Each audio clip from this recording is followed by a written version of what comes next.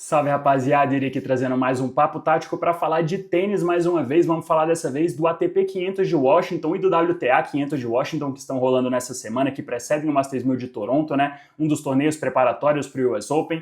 Não estamos com muitos tenistas do topo do ranking, é verdade, principalmente na chave masculina, na feminina também.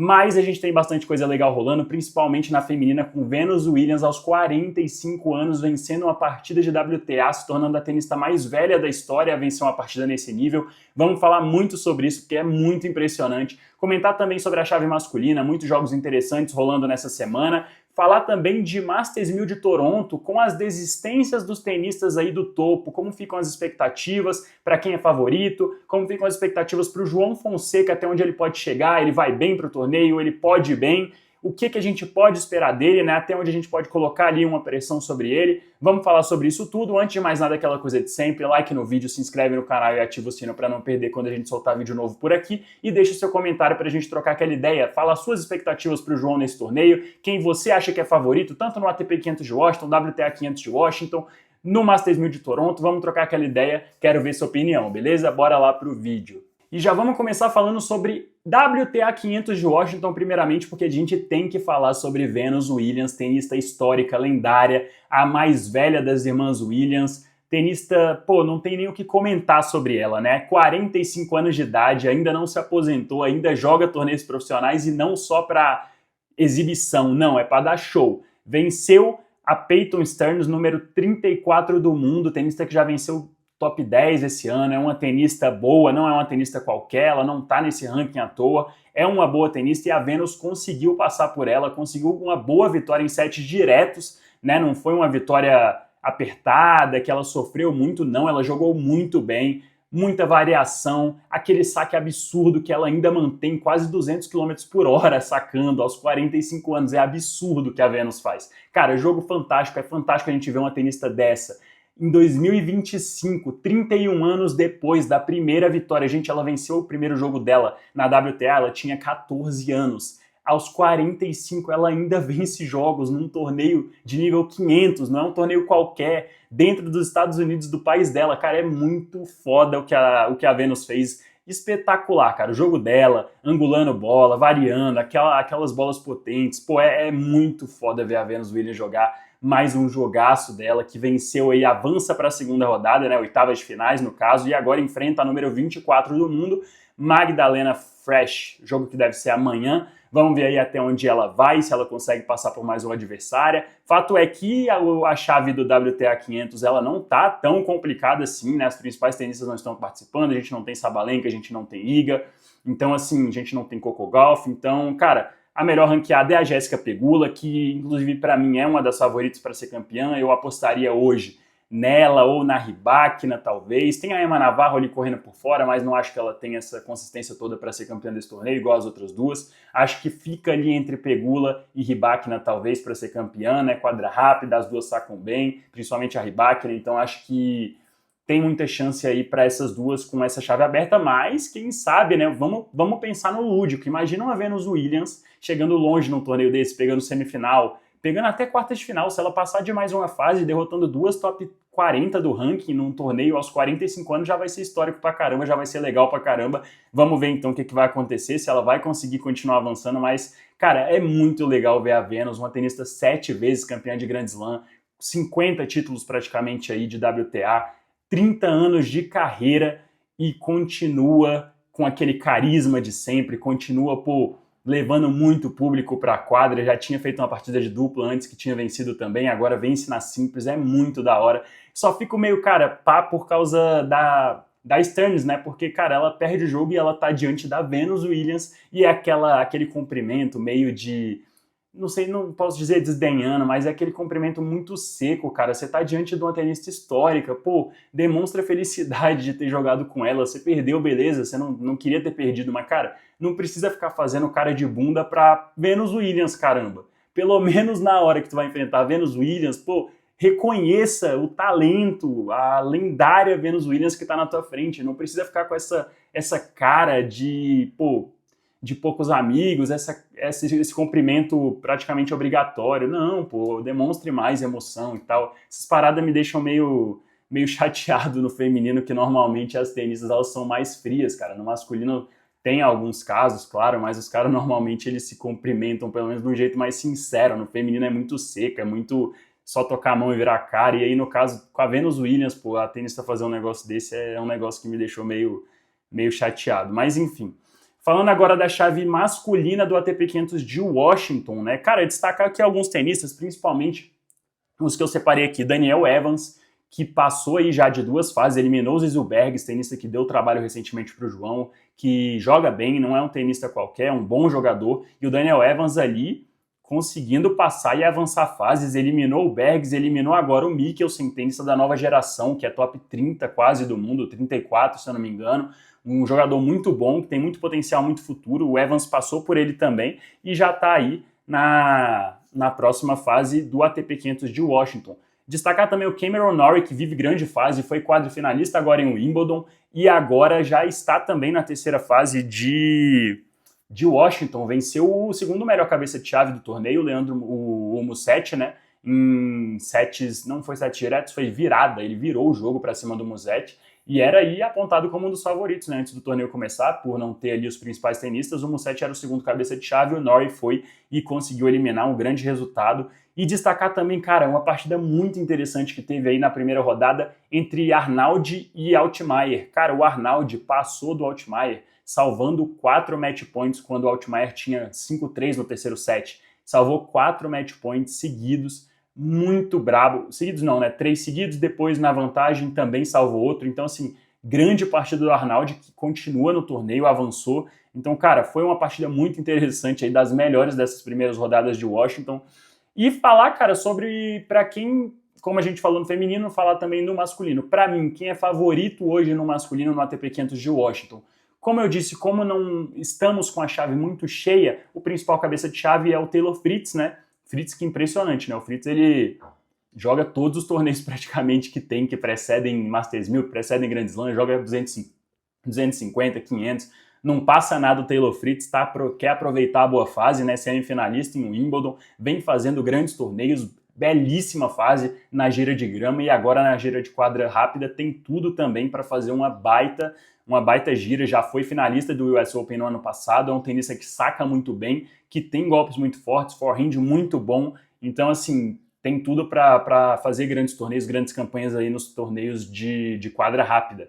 E assim, jogando dentro de casa, para mim hoje é o principal favorito. Com um Sinner fora do torneio, Alcaraz, Djokovic, eu acho que o Fritz ele é o que joga em melhor nível atualmente. Inclusive, se tivesse o próprio Zverev, também apontaria o Fritz como favorito, porque o Fritz ele vem jogando muito bem. E, cara, sem os principais ali, que são as pedras no sapato dele, eu acho que o Fritz ele vem muito forte, mas também não ficaria surpreso se ele não ganhasse, se ganhasse, por exemplo, um Flávio Koboli, que inclusive foi finalista no ano passado no mesmo torneio, no ATP 500 de Washington, perdeu para o Korda, mas é um tenista também para ficar de olho, porque ele vem fazendo um grande torneio recentemente, fez uma belíssima gira também nas quadras de grama e agora pode chegar com tudo, porque é um tenista muito bom, muito potencial, e também está ainda na chave, então acho que é um dos caras que a gente pode ficar de olho para um eventual título aí inesperado, podemos dizer assim, né, de algum cara que não é ali do top 10, do top 15, mas o Koboli vale ficar de olho nele porque ele está jogando muito bem e tem tudo também para fazer um grande torneio.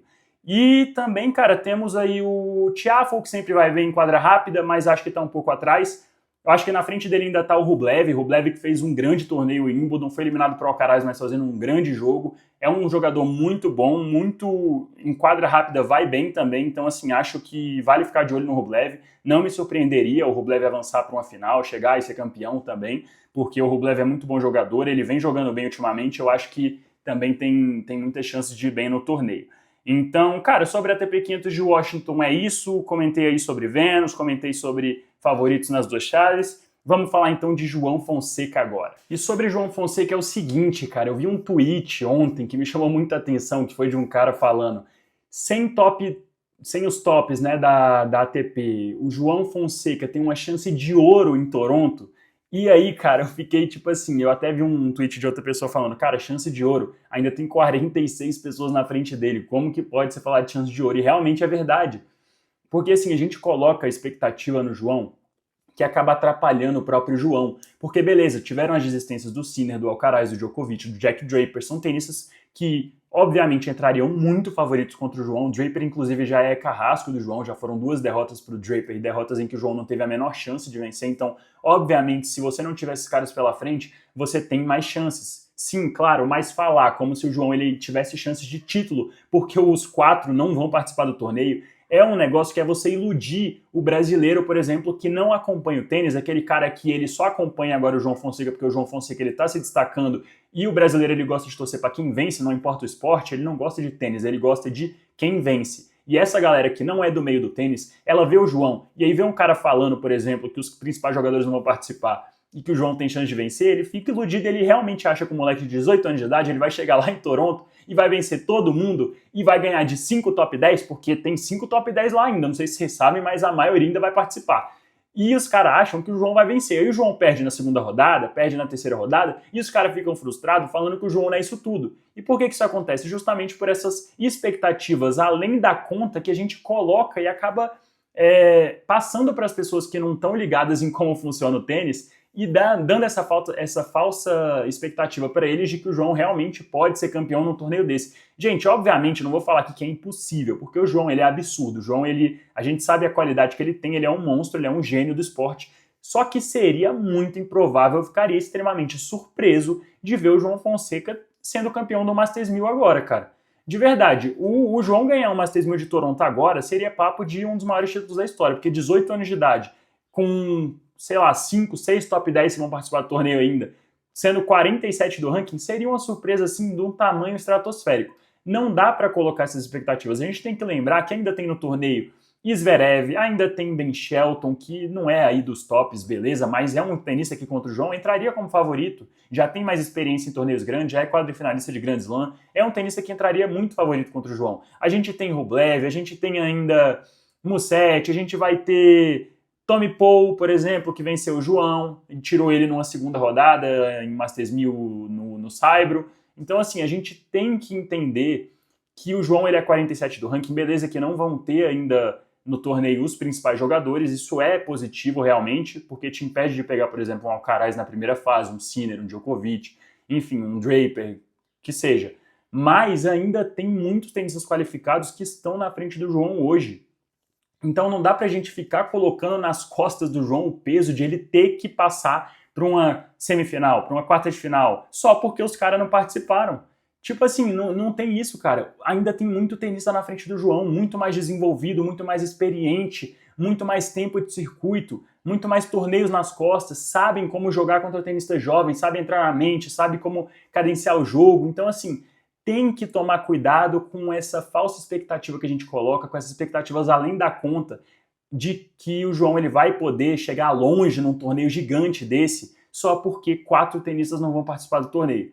Porque a gente acaba iludindo o torcedor que não é acostumado, e aí isso acaba gerando pressão desnecessária para cima do próprio João Fonseca, e acaba piorando o jogo dele, às vezes, não sei. Mas assim, é algo que não é positivo, a gente não precisa ficar fazendo isso, porque isso só vai atrapalhar, não é disso que a gente precisa no momento. Então, assim, minha expectativa para o João em Toronto, cara, chegou numa terceira rodada para mim, já tá excelente, já tá ótimo. Além daí, já é maravilhoso, já é espetacular. Terceira rodada para mim já é muito bom. E dependendo da chave, pode ser que numa chave dessa ele pegue já um top 5 do ranking, pegue um Taylor Fritz na primeira rodada. Aí no caso, se ele avança para a segunda rodada e perde na segunda, já é um ótimo resultado, porque tudo é contexto. A gente não pode avaliar só, perdeu na terceira rodada. Não dá para avaliar só isso.